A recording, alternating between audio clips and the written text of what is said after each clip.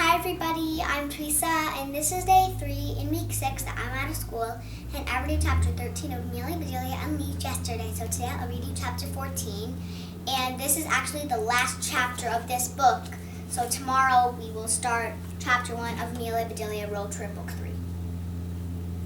Chapter 14, Finally the Answer. Amelia and Bedelia's parents were true to their word.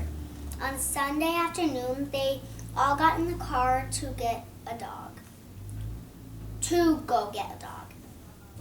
Are we going to the pet store by the mall? Asked Amelia Bedelia. No, said her dad. I thought we'd stop by the animal shelter for a dog.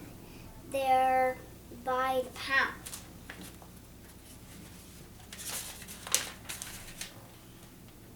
By the pound, said Amelia Bedelia. Is that how you buy a dog, like potatoes or butter or something? Of course not, said her mother. The town pound is where they keep lost or abandoned animals. The adopt a pet shelter tries to find them homes. That makes more sense, said Amelia Bedelia. If you bought a Great Dane by the pound, you have to be a millionaire.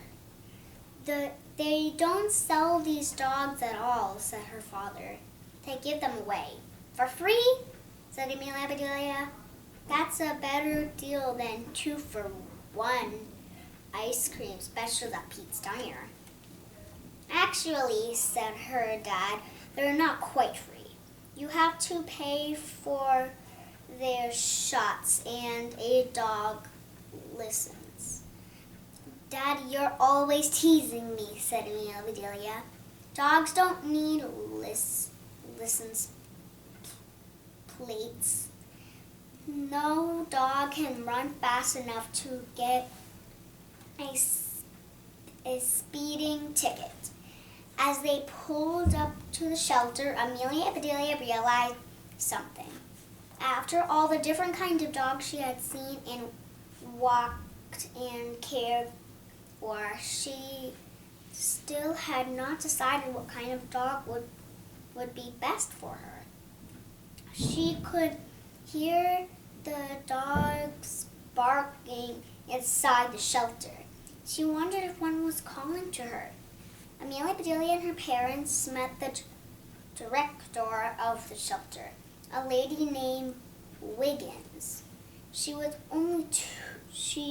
only too happy to help them. I'm retired now, she said, but I was a vet. Were you in the Army or Navy or Air Force? Asked Amelia Bedelia. Dr. Wiggins laughed. None of the above. I was a veterinarian for 30 years. Sweetie, said Amelia Bedelia's mom, we're going to wait here while you choose. This is your dog. You can out to decide for yourself which one is right for you. How will I know? Said Amelia Bedelia as tears began to well up in her eyes. What if I make the wrong choice? Don't worry, honey, said Dr. Wiggins. You can trust yourself. You'll feel which one is right for you. I'll help. Now let's go meet some dogs. As soon as they entered the kennel, the noise became deafening. Dogs of all shapes and sizes and colors wanted Amelia Bedelia's attention. Dogs were barking, yipping, and yapping. They were turning around and around to show themselves off. They were wagging their tails so eagerly, Amelia Bedelia thought their tails might fly off of their rear ends all at once. As she walked down the long row of cages, Amelia Bedelia stopped to meet every single dog. Of all the dogs acted like they would love to go home with Amelia Bedelia, all except one.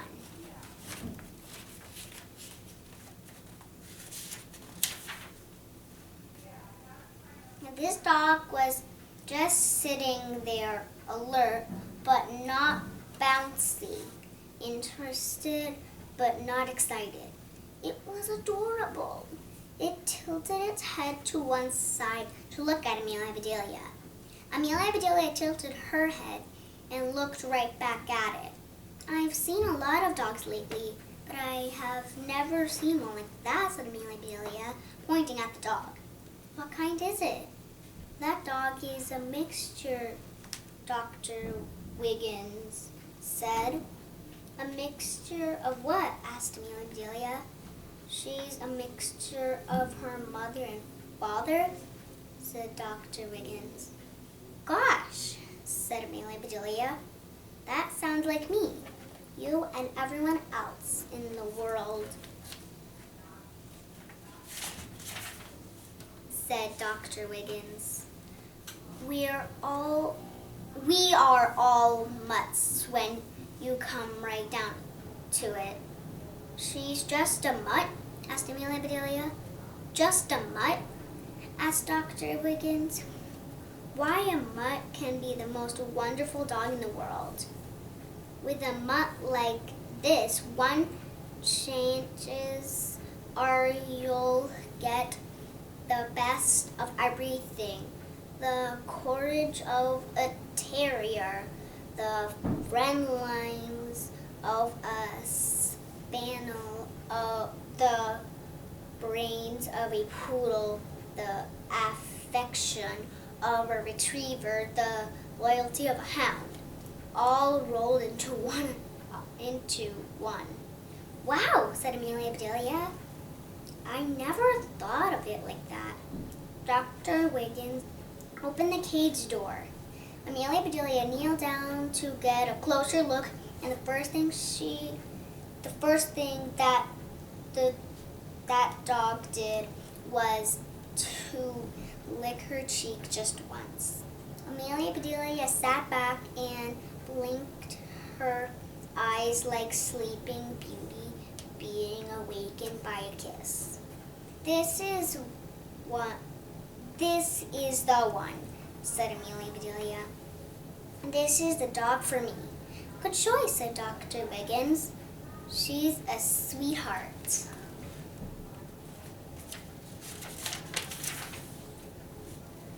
How adorable, said Amelia Bedelia's mother when Amelia Bedelia and Dr. Wiggins returned to the office with the dog. You two look like you were made for each other. What's her name? Asked Amelia Bedelia's father. Finally, said Amelia Bedelia. It did take a while, said her mom. And it's been quite a saga, said her dad. But you got a dog at last. What are you going to call her? Finally, said Amelia Bedelia. I am going to call her finally Bedelia because I finally got what I wanted, a dog.